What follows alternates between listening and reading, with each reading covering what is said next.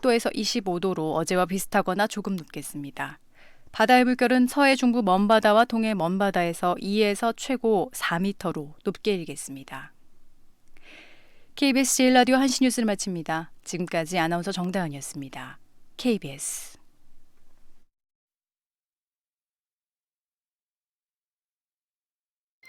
KBS 1라디오.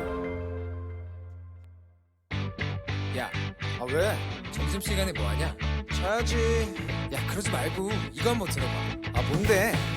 지금 당장 라디오를 켜봐. 나른한 오후 깨울 시사 토크쇼. 모두가 즐길 수 있고 함께하는 시간. 유쾌하고도 신나는 시사 토크쇼. 오태훈의 시사본부. 네, KBS 라디오 오태훈의 시사본부 2부 시작하겠습니다. 매주 화요일 2부에는 현안 둘러싼 여야 국회의원들의 가감없는 설전이 있는 정치화투 시간이 있습니다. 하지만 오늘은 정치화투 대신에 아침부터 저희 KBS 1라디오에서 검찰 개혁을 말한다 이런 주제로 연속 기획 좌담을 준비하고 프로그램별로 운영하고 있습니다. 저희 오태훈의 시사본부에서는 오늘의 주제를 검찰 출신이 말하는 검찰 개혁 어떻게 할 것인가 이러한 주제로 정해봤습니다. 국민적인 검찰 개혁에 대한 관심이 상당히 높은 상황에서 검찰 출신 분들이 이 개혁을 어떻게 보실지 많은 궁금함이 있습니다. 검찰 출신의 두 변호사 분과 함께 오늘 다양한 이야기 나눠보겠습니다. 먼저 인천지검 차장검사를 지내셨고 또 민주당에서 법률위 부위원장도 역임하셨습니다. 이건태 변호사 나오셨습니다. 어서 오십시오. 안녕하십니까? 예. 그리고 서울지검 검사 출신이십니다. 한성대 총장도 지내셨는데요. 정태원 변호사 나오셨습니다. 어서 오십시오. 안녕하십니까? 정태원입니다. 예. 검찰 출신의 두 분과 함께 오늘 다양한 이야기들 또 저희들은 솔직히 검찰 내부에서 벌어지는 여러 가지 일들에 대해서는 잘 모를 수도 있거든요. 또 그 부분에 대해서 또 많은 의견도 좀 주셨으면 좋겠습니다. 이 자리가 검찰개혁에 대해서 여러 가지 이야기를 나누고 의견을 교환하는 자리입니다만 두 분께서도 검찰개혁에 대한 필요성들은 많이 공감을 하시고 있지 않을까. 또 다른 생각을 갖고 계실 분도 있을 것 같은데 먼저 지금 뭐 법무부라든가 검찰 쪽에선 다양한 검찰개혁에 대한 방안들 나오고 있습니다. 그런 개혁안들에 대해서 어떻게 평가를 하실지 총평부터 듣겠습니다. 먼저 이건태 변호사께서 말씀해 주시죠. 법무부에서 이제 처음 내놓은 게 검찰 개혁 추진단을 내놨습니다. 네. 이것은 이제 국회에서 진행하고 있는 공수처 법안과 수사권 조정 법안, 네. 이것을 이제 입법을 지원하기 위해서 만든 것이고요. 예. 그리고 검찰의 감찰 기능과 법무부의 감찰 기능을 활성화하는 조치를 네. 취하겠다고 했습니다. 또 직접 수사 부분을 좀 축소하고 네. 형사부하고 공판부를 강화하겠다. 검찰의 조직 문화도 좀 개선하고 검사의 교육과 인사제도도 개선을 하겠다. 네. 그리고 법무부의 탈검찰화 추진하겠다. 네. 또 수사 공보준칙을 개정해서 인권을 강화하겠다. 또 국민들한테 의견도 들어보겠다. 그다음에 제2기 법무검찰 위원회 개혁위원회를 네. 출범시키겠다. 이게 출범이 됐죠. 네. 이런 것들은 이제 법무부가 추진하고 있는 것들인데 꼭 필요한 부분이고 아주 신속하게 네. 추진이 되고 있습니다. 그리고 검찰이 이제 최근에 네. 한 5개 정도의 개혁 방안을 내놨습니다. 중앙지검 등 3개 지검을 제외하고는 특수부를 폐지하겠다. 예. 검사장들이 관용차를 이용하는 것을 금지하겠다. 네. 또 검사들의 외부기관 파견도 전면적으로 금지하겠다. 심야 조사를 원칙적으로 금지하겠다. 또 공개 소환을 전면적으로 폐지하겠다. 네. 이런 것들을 내놨는데 이것도 아주 긍정적으로 평가를 합니다. 어. 나중에 이제 좀 얘기가 나오면 예, 구체적으로 더 말씀을 드리겠습니다. 예. 그러니까 법무부에서 추진하는 개혁안이 있고 또 검찰 스스로가 추진하는 개혁안이 있는데 두 가지 다 나름대로 바른 방향이라고 말씀하시는 것 같고요. 정태원 변호사께서도 말씀해 예, 주시죠. 이 변호사님께서 이제 지금 진행되고 있는 검찰 개혁에 대해서 말씀을 해주셨고요. 저는 네. 그 기본적으로 검찰 개혁은 국회와 법무부, 검찰 그리고 일반 국민들까지 다 네. 힘을 합치고 지혜를 모아서 되어야 될 걸로 보입니다. 음. 그러면 누구나 다 검찰 개혁을 해야 된다는 다 동의를 하는데 네. 문제는 그러면 검찰에 무슨 문제가 있는지 그 진단을 하고 거기에 맞는 처방을 내놓아야 합니다. 예. 근데 검찰의 이제 그 문제점으로 그동안 우리가 쭉 지적되어 온 것들 보면 대충 이제 세 가지입니다. 검찰 개혁의 필요성에 관한 문제겠죠. 예. 그 검찰 개혁의 필요성을 알면 거기에 맞는 처방이 나올 수가 있는 겁니다. 네네. 그래서 이제 그 개혁의 필요성 중에 첫째는 검찰의 정치적 중립과 독립성입니다. 네. 이것은 그 종전의 예에 보면은 검찰이 이 권력의 입맛에 맞는 그런 수사와 기소를 해왔다. 네. 이런 비판을 받아왔습니다. 예. 일반 여론조사에서도 검찰의 정치적 중립성과 독립성이 굉장히 중요하다. 이렇게 이제 여론이 모아지고 있고요. 또 그 다음 것은 검찰권 행사의 공정성입니다. 네.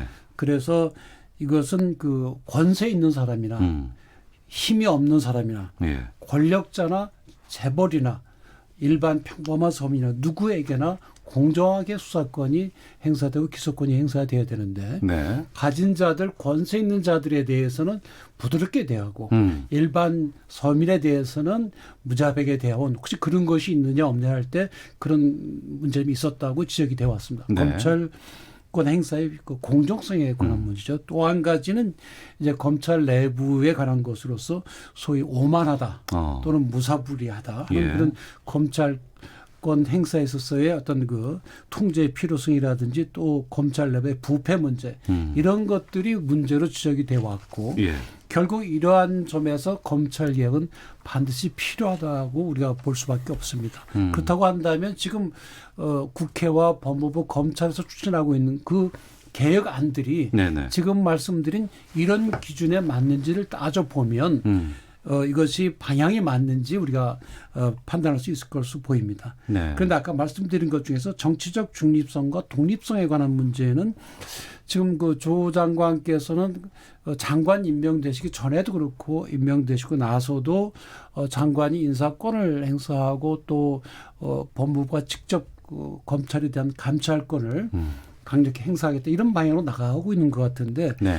물론 그렇게 되면은 장관이 검찰을 장악하고 통솔하는 데는 도움이 되겠지만 한편 아까 말씀드렸던 검찰의 정치적 중립성이나 독립성이 훼손될 우려가 있습니다. 네. 그 점에서 우리가 좀 신중하게 보아야 될 것이고요. 그다음에 검찰권 행사가 공정하게 돼 가느냐 하는 문제는 사실 뭐 검찰이 종전에 보면 살아있는 권력에 대해서는 수사를 거의 안 했거든요. 대통령의 특별한 지시가 있지 않는 한 예. 역사적으로 볼 때 지금은 사실 살아있는 권력에 대한 수사 아니겠습니까? 네네. 그래서 이번 수사 결과를 지켜보면 뭐 조국 장관의 가족들이 연루됐지만 장관의 가족이라서 특별히 부당하게 혜택을 준 것이 없다. 그런 것들이 이제 수사 결과에 드러난다고 한다면 공정성은 확보가 될 것으로 보이고 네. 그다음 아까 말씀드린 대로 검찰 내부에 좀 어떤 그 무소불위라든지 오만한 점 이런 점은 검찰권 행사에 대해서 우리가 제도적으로 좀 그 일반 그 단순히 위로부터 오는 그 통제가 뿐만이 아니고 사법적 통제 또는 민주적 통제를 좀 더 도입을 해야 되지 않나 그렇게 생각을 하고 있습니다. 네. 정치적 중립과 독립성을 확보해야 되는 것도 중요하고 하지만 또 검찰권 행사의 공정성에 대한 의문도 좀 있는 건 사실인 것 같고요.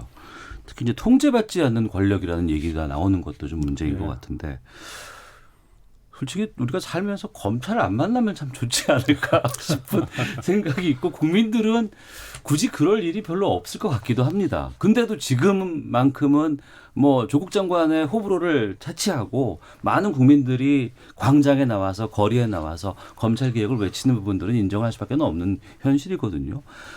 또 이렇게까지 나올 때까지 왜 이렇게 검찰 개혁을 그동안 하지 못했을까라는 궁금증도 있습니다. 왜 검찰 개혁이 어려웠는지도 궁금하고요. 국민들이 봤을 때 두 분께서는 검찰 출신이시니까 그 부분을 좀 말씀해 주시면 좋을 것 같습니다. 이건태 변호사께서. 예, 검찰 개혁은 역대 정부에서 계속 나왔던 얘기죠. 네. 특히 이제 김대중 정부, 노무현 정부, 이번 이제 문재인 정부까지 국정 과제로 내세우면서 또 공약으로 내세우면서 그렇게 추진했습니다. 네. 근데 그게 제대로 안 됐는데 여러 가지 이유가 있겠지만 가장 그 큰 이유는 이게 정권 초기에 검찰 개혁이 완수가 돼야 되는데 네.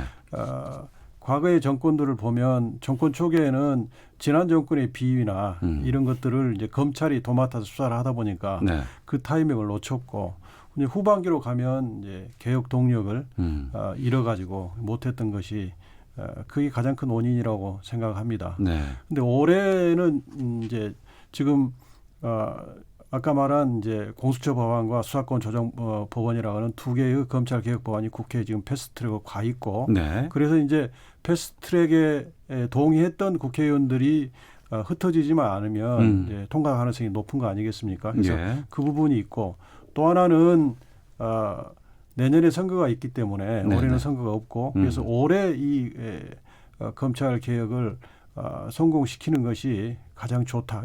올해가 최적기다. 이렇게 생각이 듭니다. 네. 정태원 변호사께서는요. 예, 지금은 이제 그 이 변호사님 말씀하신 대로 검찰 개혁은 아주 적기입니다. 왜 그런가 하면 사실 이 지금만큼 검찰 개혁에 대한 국민들이 관심이 뜨거워진 적이 없었거든요. 맞습니다. 사실 이번에 조국 장관이랑 하나의 그 이슈가 나타나가지고 국민들이 검찰에 더 관심을 가지게 됐고 검찰이 이대로 가서는 안 된다 이런 이제 국민적인 여망이 높아져 왔고요. 근데 종전에 보면 사실 어느 조직이나 자체 개혁하기 굉장히 어렵습니다. 아무리 착한 마음을 먹어도. 네네. 그래서 이제 결국에는 뭐 항상 때마다 개혁하자 그러는데 그건 제도화가 안 됐죠. 예. 저는 검찰 개혁이 그동안 실패한 제일 큰 이유는 제도화가 안 됐기 때문인 것으로 보입니다. 예를 들어서 훌륭한 장관이 오셔서 또는 훌륭한 총장이 오셔서 잘해보자 하더라도 그 후에도 장관이 바뀌고 총장이 바뀌면 또 달라지거든요. 그래서 제도화하는 게 제일 중요한데 그 네. 점에서는 이제 국회에서의 입법이 아주 중요합니다.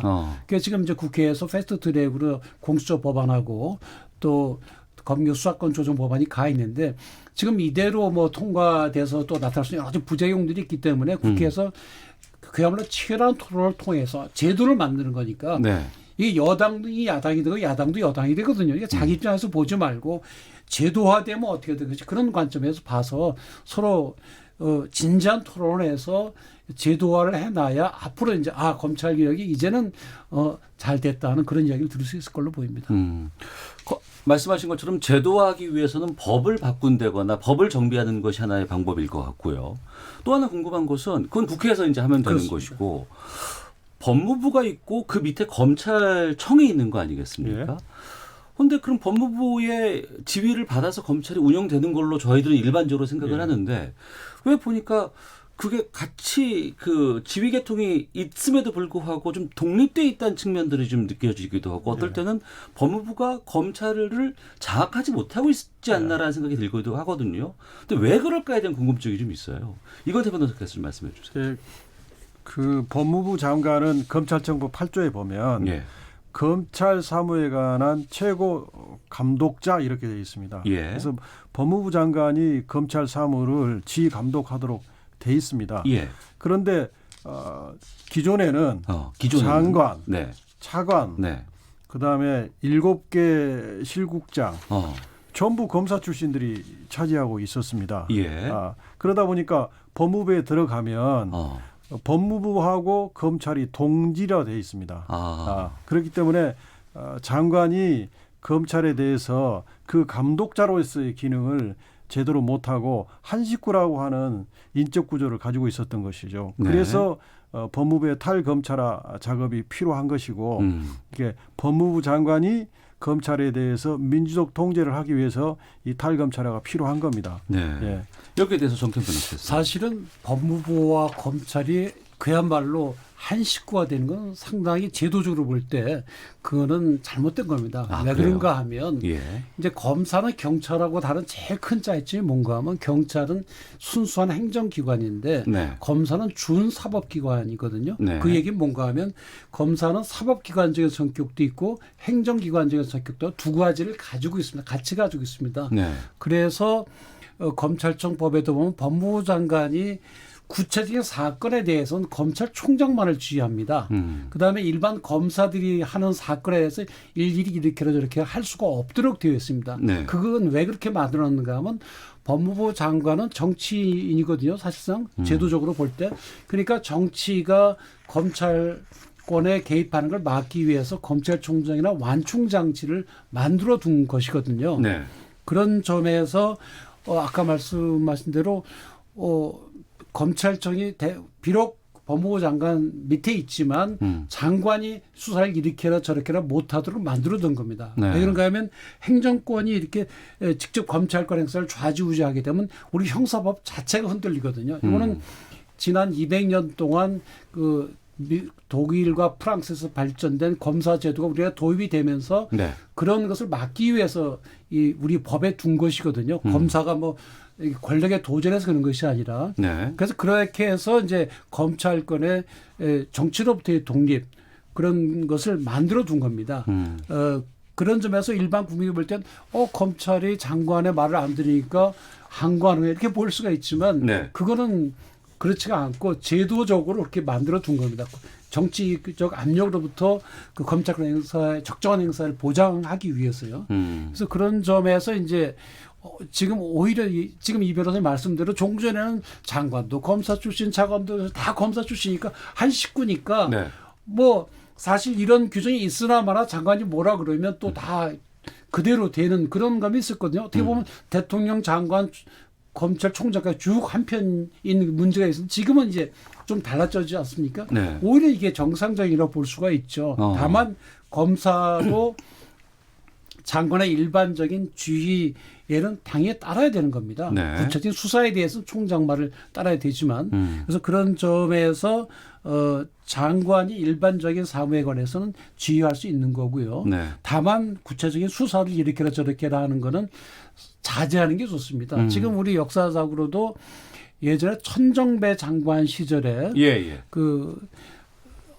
저 교수님의 구속 여부를 둘러싸고 불구속 수사를 하라고 구체적인 지시를 한 적이 있죠. 법에 따라서. 예, 물론 예. 거기에 대해서 검찰총장이 그건 부당하다고 이제 사표를 내고 떠났지만 그래서 굉장히 드물게 돼 있거든요. 예, 예. 그래서 제도적으로 장관이 수사에 관여 못하도록 우리가 만들어 둔 겁니다. 그래서 검찰 수사를 통해서 지금 그 장관을 조사하는 것도 일반 국민들 볼 땐 이게 하극사 아니냐 이렇게 볼 수가 있지만 제도적으로 볼 때 그런 건 아닙니다. 다만 그렇다고 해서 검찰이 자기 마음대로 해서는 안 되고요. 아까 말씀드린 대로 거기에 대한 민주적, 사법적 통제는 반드시 필요한 겁니다. 그래야 무소불위의 검찰권 행사라는 말을 우리가 막을 수가 있는 겁니다. 현재 이제 검찰에 대한 개혁의 필요성들에 대해서 좀 하나씩 살펴보고는 있는데요. 앞서서 정태원 변호사께서 검찰의 오만함, 통제받지 않는다는 부분들, 이 부분들도 이제 개혁의 대상이 되는 지금 상황인 것 같습니다. 지금 검사들이 요직으로 여기는 뭐 법무부 검찰국장이라든가 기조실장 자리 같은 것도 뭐 검사를 배제하겠다 이런 지금 입장도 나오고 있고 또 검찰개혁위원회 같은 경우에는 일선 검찰을 감찰할 권한을 검찰이 지금 갖고 있는데 이걸 법무부로 뭐 옮기겠다 뭐 이런 얘기도 나오고 있습니다. 왜 이렇게 통제받지 않는 권력이 지금까지 유지되어 있냐에 대한 궁금증들도 국민들이 많이 갖고 있거든요. 이것이 또 지금 검찰개혁을 좀 부르짖는 입장이 아닐까 싶기도 한데 여기에 대해서도 좀 말씀해 주시죠. 이건태 변호사께서는요. 검찰의 이제 그간에 비유 사건도 있었고요. 네. 독직 사건도 있었고 뭐 성추행 사건도 있고 그렇지 않습니까? 네, 그런데 네. 이런 사건이 발생을 하면 제대로 엄정하게 감찰이 이루어지고 또 기소도 이루어지고 이렇게 해야 되는 것이죠. 네. 그런데 이제 그 부분이 제 식구 감싸기가 됐지 않느냐 하는 국민의 비판이 있었고 그러면 감찰 기능을 활성화시켜야 된다. 네. 그런데 지금 법무부하고 대검의 감찰 구조는 1차 감찰권을 대검이 행사하고 예. 보안적 사후적 감찰권을 법무부가 행사하는 식으로 돼 있습니다. 그런데 지금의 이 감찰 시스템은 검사와 검찰 수사관의 청렴성을 지키는데 다소 부족한 점이 있었기 때문에 법무부가 이걸 제대로 감찰을 해서 바로 잡겠다, 정상화시키겠다는 의지거든요. 그러니까 네. 기존의 그 법무부 감찰관도 계속 검사들이 해온 적이 있었습니다. 네, 그러니까 또 법무부 감찰관을 보좌하는 그 참모들도 대부분이 다 검사들이 해왔습니다. 그러니까 이것을 법무부를 탈검찰화해서 비검사로 바꾸면 비검사 입장에서는 이제 제식구 감사기가 안 되니까 네. 제대로 된 감찰을 할 수 있다 하는 생각을 하는 것 같습니다. 그런 방향이 맞는 것 같습니다. 그리고 탈검찰화 부분을 좀 더 말씀을 드리면 예. 방금 기획조정실장을 얘기를 했는데 기획조정실장, 뭐 법무실장, 또 범죄예방국장, 인권국장, 출입국 외국인 정책본부장 이런 부분들을 다 검사들이 해왔거든요. 근데 이게 검찰하고 그 밀접한 관련도 꼭 있는 것도 아닙니다. 그래서 이 부분들을 온상으로 회복해서 정상화시킬 필요가 있고 네. 특히 이제 기획조정실장 같은 경우는 이분은 법무부 전체의 살림을 인사와 예산을 담당하는 것입니다. 그러니까 네. 검찰국은 검찰 업무를 담당하는 검찰국은 법무부 8개 실국 중에 하나일 뿐이거든요. 그러니까 기획관리실장을 당연히 검사가 아닌 일반직 공무원이 하는 게 당연합니다. 그래서 네. 지금 그 법무부의 탈검찰화는 법무부를 정상화시키는 그래서 법무부가 장관이 검찰하고 일종의 거리를 두고 검찰을 객관적 이치에서 관찰해서 인사권과 예산권과 감찰권을 행사하도록 네. 정상화시키는 과정이라고 보면 되겠습니다. 정상화시키는 방안이라고 말씀해 주셨고 정태훈 변호사께서는요. 그 검찰에 대한 그 감찰을 강화해야 되겠다. 그 점에 대해서는 뭐 누구나 다 찬성하는 바고 네. 제19 감사기를 통해서 결국은 검찰이 오만한 검찰로 된 것이 아닌가 하는 그런 문제점이 있거든요. 그래서 네.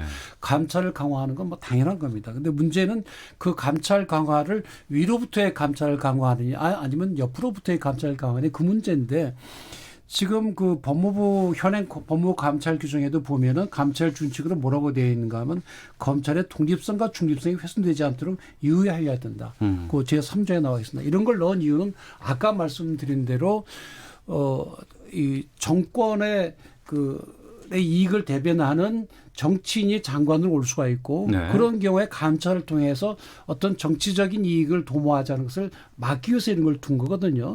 그래서 법무부가 직접 감찰하는 것은 맨날 셀프 감찰하니까 제 비리를 다 눈 감아주는 거 아니야 그런 걸 막을 수 있다는 점에서는 긍정적이지만 네. 정치적으로는 이게 검찰의 중립적인 그 행사에 대한 방해가 될 수가 있거든요. 예. 그래서 저는 이런 그 감찰을 오히려 그 외부의 사람들, 그러니까 검사와 관계가 없는 제3의 어떤 감찰 기구를 만든 것이 필요하지 않을까. 예. 지금 우리 변호사님 말씀하신 대로 자기들끼리 감찰하라 그러면 봐주게 하잖아요. 그러니까 그런 점에서 뭐 위로부터의 감찰도 뭐 좋겠지만 더 나은 것은 독립된 외부 그렇습니다. 변호사라든지 판사라든지 아니면 학식과 동망이 높은 분들로 만들어진 그런 그 감찰 파트를 만들어서 철저히 하게 되면 좀 더 낫지 않을까 그런 생각이 들고요. 알겠습니다. 그다음에 법무부의 이제 탈검찰화문요. 사실 이건 인력과 관계가 있습니다. 네. 왜 그런가 하면 지금 이 변호사님 말씀하신 대로 뭐 법무실장이나 출입국 관리국장 같은 경우에 뭐 그게 뭐 검사와 뭐 아마 상관도 없거든요. 근데 문제는 예전에도 보면 행정고시 합격자들 중에 법무부 지원하는 사람들은 상당히 적습니다. 네. 왜? 다른 부처는 사무관으로 가서 세월이 지나면 국장이 되고 장관이 되고 차관이 되죠. 법무부에 가서는 그게 불가능하거든요. 알겠습니다. 그런 점에서 어떻게 하면 검사 대신에 우수한 인력을 확보하느냐. 그게 이제 중요한 이슈가 될 걸로 보입니다. 알겠습니다. 두 분 토론하고 있는 동안에 의견들 많이 보내주고 계시는데요. 8204님, 검찰은 매번 문제가 터질 때마다 뼈를 깎는 심정으로 혁신하겠다고 이야기하지 않았습니까? 그동안 그렇게 했다면 지금의 논란도 없었을 겁니다. 저는 조국 장관 좋아하지 않습니다만 그래도 필요하다고 생각하는 이유가 지금이 검찰개혁의 마지막 기회라고 봅니다. 양종숙님, 윤석열 총장이 내놓은 검찰개혁안은 충분하지 않습니다. 검찰의 잘못을 철저히 반성하고 가지고 있는 기득권을 내려놓는 본질적인 방안이 필요합니다라는 의견 문자로는 보내주고 계십니다. 연속 기획좌담 검찰개혁을 말한다. 검찰 출신의 이건태 변호사, 정태원 변호사와 함께하고 있는데요. 뉴스 듣고 기상청 갔다가 계속해서 다음 주제로 말씀을 좀 나눠보도록 하겠습니다. 더불어민주당 싱크탱크인 민주연구원이 검찰과 법원 개혁을 함께 추진할 제2의 사법개혁 추진위원회가 필요하다고 제안했습니다. 이와 함께 우리 형사사법체제의 근본적인 문제는 관료사법체제에서 비롯한다며 기소심사제 등을 도입해 국민 중심으로 개혁해야 한다고 밝혔습니다. 자유한국당 나경원 원내대표는 문재인 대통령이 최근 서울 서초동과 광화문에서 열린 집회에 대해 국론 분열이 아니라고 한 것을 두고 상식과 양심의 분열이고 유체 이탈식 화법이라고 비판했습니다. 이주열 한국은행 총재는 디플레이션 우려가 커지면 재정정책과 통화정책을 더욱 적극적으로 펼칠 필요가 있다고 밝혔습니다. 글로벌 제조업 경기가 위축되고 반도체 등 주력 수출 품목에 부진이 겹치면서 상품 수지 흑자 규모가 5년 7개월 만에 최소로 나타났습니다. 지금까지 라디오 정보센터 조진주였습니다. 이어서 기상청의 송소진 씨입니다. 미세먼지와 날씨 정보입니다. 찬바람이 불고 있어 대기 확산은 원활한 상태입니다. 오늘 미세먼지 농도는 전국이 좋음에서 보통 단계를 보이며 공기는 깨끗하겠습니다. 그런데 이 찬바람 때문에 체감 온도가 떨어져 오늘 한낮 기온이 서울 19도, 광주 22도 등으로 어제보다는 2도에서 5도 정도 높겠지만 쌀쌀하게 느껴지는 곳이 많겠고요. 밤 사이에는 기온이 크게 내려가면서 내일 아침은 춥겠습니다. 서울 8도, 대구 7도, 철원 1도 등으로 한 자릿수로 떨어지겠고 경기 동부와 강원 내륙, 강원 산지와 경북 내륙 중 일부 지역은 영하로 기온이 떨어져 물이 오는 곳도 있을 전망입니다. 갑작스러운 기온 변화에 감기 걸리지 않도록 건강관리에 각별히 신경을 쓰셔야겠습니다. 내일 하늘은 전국이 맑을 것으로 예상됩니다. 현재 서울의 기온은 19.2도입니다. 미세먼지와 날씨 정보였습니다. 이어서 이 시각 교통 상황을 KBS 교통정보센터 김은아 씨가 전해드립니다. 네, 이 시각 교통정보입니다. 경부고속도로 서울 방향 서울산 나들목 진출램프가 트레일러 사고 때문에 전면 통제되고 있습니다. 앞으로도 사고 처리를 하는 데는 시간이 좀 걸릴 것으로 보이니까요. 통도산 나들목에서 국도 쪽으로 우회하셔야겠습니다. 현재 전면 통제되고 있는 서울산 진출램프 뒤쪽으로는 1km 구간에서 30분 넘게 차량들이 그냥 서 있는 상황입니다.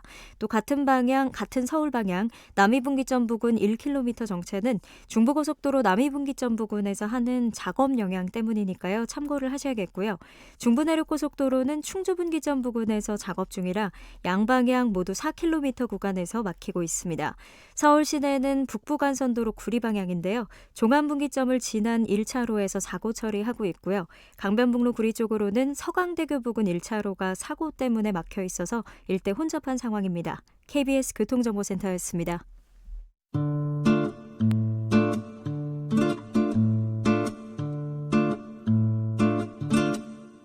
오태훈의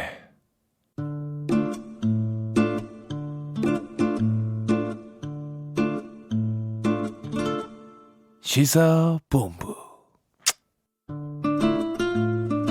네, KBS 라디오 연속 기획좌담 검찰 개혁을 말한다. 검찰 출신의 이건태 변호사, 정태원 변호사와 함께하고 있습니다. 한쪽에선 조국 수호 검찰 개혁을 외치고 한쪽에선 조국 사퇴를 외치는 대규모 집회가 검찰청 서초동 앞과 또 광화문에서 계속 이어지고 있습니다. 그야말로 대규모 집회였습니다. 여기에 대해서 문재인 대통령 국론 분열이라고 생각하지 않는다. 국민의 뜻은 검찰 개혁이다. 이렇게 어제 수보회의에서 처음 입장을 밝혔습니다. 이러한 대규모 집회를 두 분께서는 어떻게 보실지도 참 궁금하고 그렇습니다. 정태원 변호사께서 먼저 말씀해 주시죠. 예, 대통령께서는 이제 국민들이 직접 의견을 표출을 하셨기 때문에 감사히 생각하고 이제는 이것이 어떤 갈등으로 가서는 안 된다 말씀하셨는데 네. 뭐 원론적으로 맞는 말씀은 맞습니다. 그러나 좀 대통령 말씀보다 좀 더 심각하게 좀 느껴지는 게 사실입니다. 네. 그래서 심하게 얘기하면 우리 국민들이 둘로 갈라져서 심리적인 내전을 하는 것이 아닌가 네. 그런 생각이 들 때가 있거든요.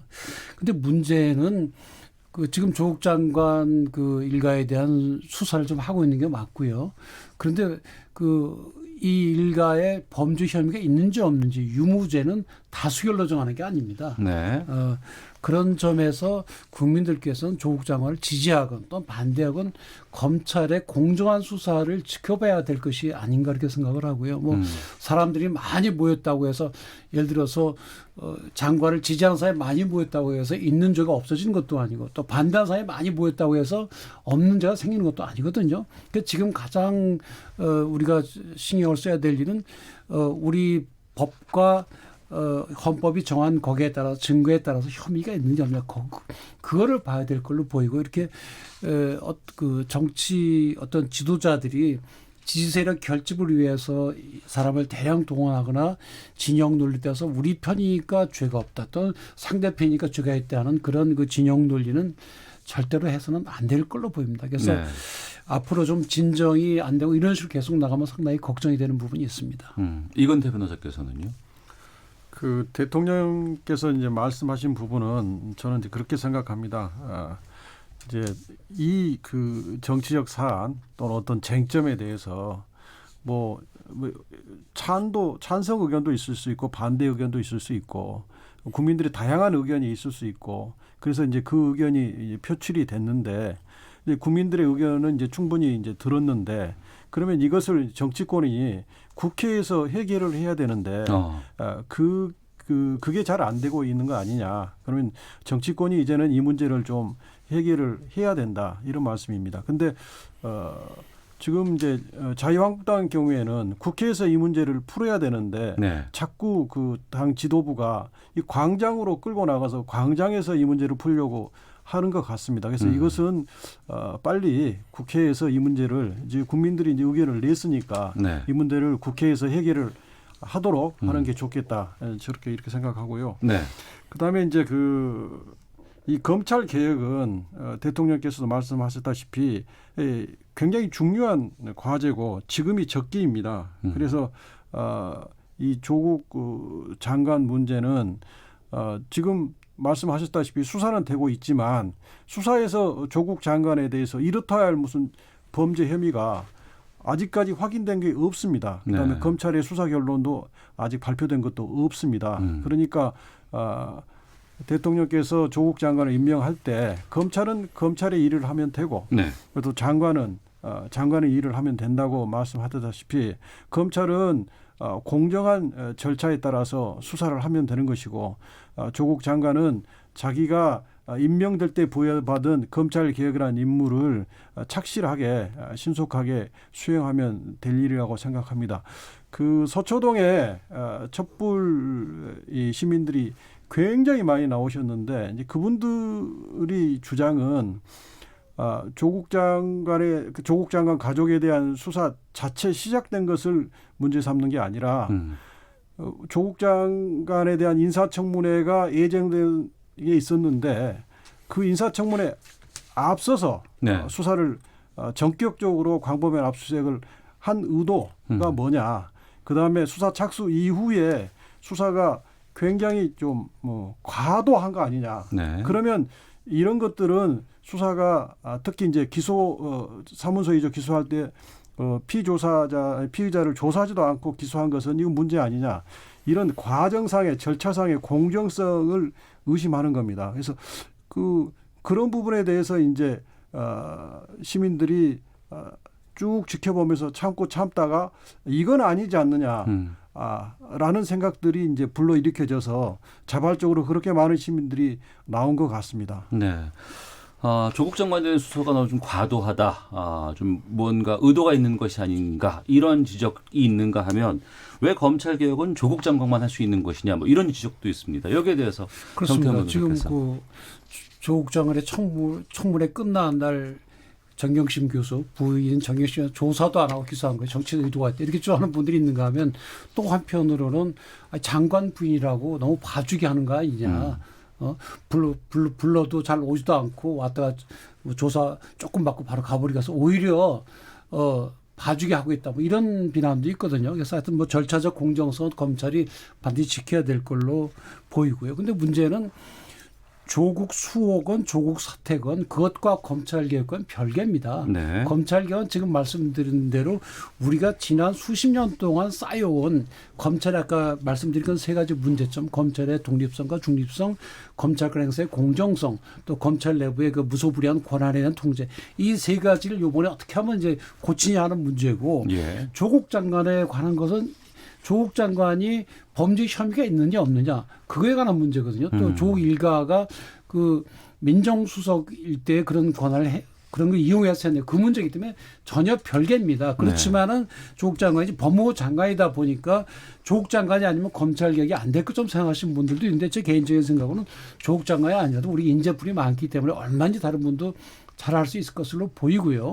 또 조국 장관이 물러나고 다른 분이 오신다고 해가지고 또 검찰개혁 중단돼서도 안 될 거거든요. 그래서 우리가 분명히 그건 구별을 해서 봐야 될 걸로 보입니다. 그래서 네. 검찰개혁은 뭐 어느 뭐 이 조국 장관을 지지하거나 반대하거나 어느 분이 다 이제 찬성하는 거니까 검찰개혁은 개혁도 나가야 됩니다. 국회는 국회대로 또 법무부는 법무부대로 검찰은 검찰대로 개혁을 만들어내서 국민들의 눈높이에 나는 그런 제대로 된 개혁을 내놔야 되겠죠. 그다음에 조국 장관에 대해서는 수사를 통해서 결과를 내놓고 거기에 대해 대통령께서 결단하시면 되는 걸로 보입니다. 알겠습니다.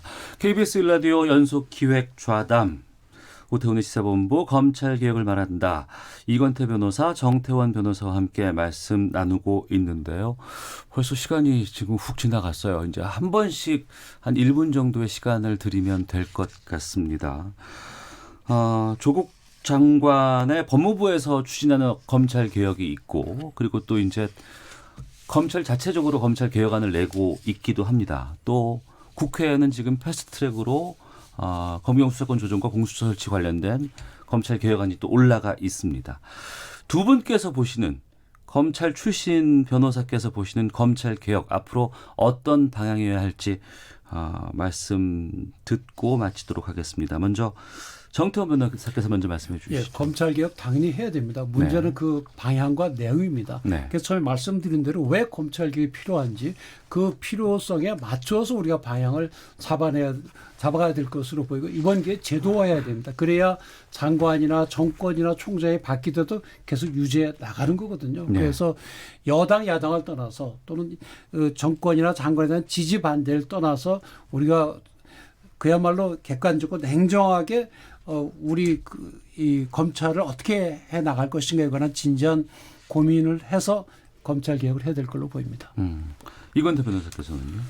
그 검찰 개혁은 저는 국민의 인권을 보다 더 확실히 보장하는 방향으로 가야 되고 네. 또 국민들이 검찰권이 과도하게 세다고 생각하고 계시기 때문에 네. 검찰권을 견제하고 균형을 맞출 수 있는 그런 방향으로 가야 된다고 생각합니다.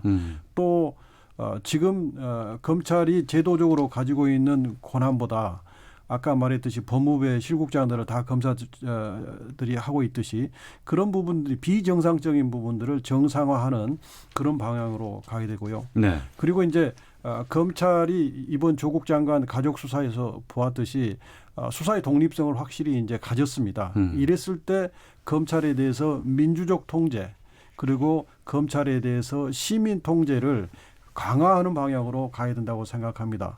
그리고 검찰 개혁은 결국 국회에서 하는 거 아니냐. 네. 장관이 무슨 역할이 있느냐. 또 이런 의견들도 있는데 저는 그렇게 생각하지 않습니다.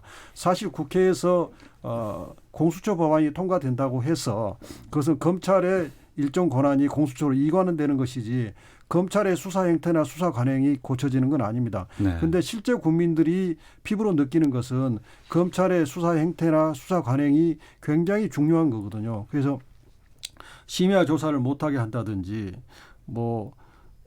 수사 공보 준칙을 고쳐가지고 아직 재판도 받기 전에 얼굴이 온 국민한테 알려져 가지고 나중에 무죄가 됐을 때 그로 인한 피해를 회복할 수 없는 그런 문제라든지 이런 것들은 장관이 또 검찰총장이 힘을 합쳐서 빨리 계획을 해야 될 문제입니다. 그래서 이번에 이제 특수부 축소 문제도 그렇습니다. 예. 중앙지검을 비롯해서 세 개 지검 이외의 특수부를 다 폐지하겠다 그러는데 사실은 다른 검찰청에도 이름은 형사부라고 돼 있지만 실제 기능을 특수부 기능을 수행하는 부도 있습니다. 그래서 이제 그런데 중앙지검회 같은 경우에도 제가 2009년도에 그 중앙지검 형사 2부장을 할 때는 특수부 3개 있었고 예. 거기에 검사가 총 16명밖에 없었습니다. 특수부 3개. 근데 지금 금년 6월 달을 기준으로 제가 세봤더니 부는 4개인데 한 부가 늘어서 부장이 1명 늘었는데 부장 포함해서 총 특수부 인원이 39명이나 됩니다.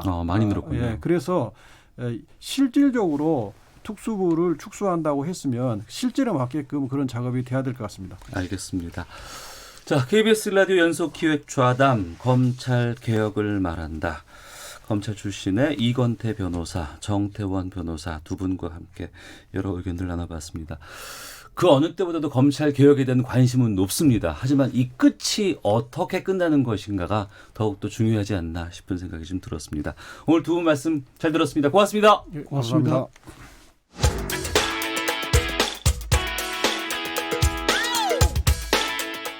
오태훈의 시사본부는 여러분의 소중한 의견을 기다립니다. 짧은 문자 50원, 긴 문자 100원의 정보 이용료가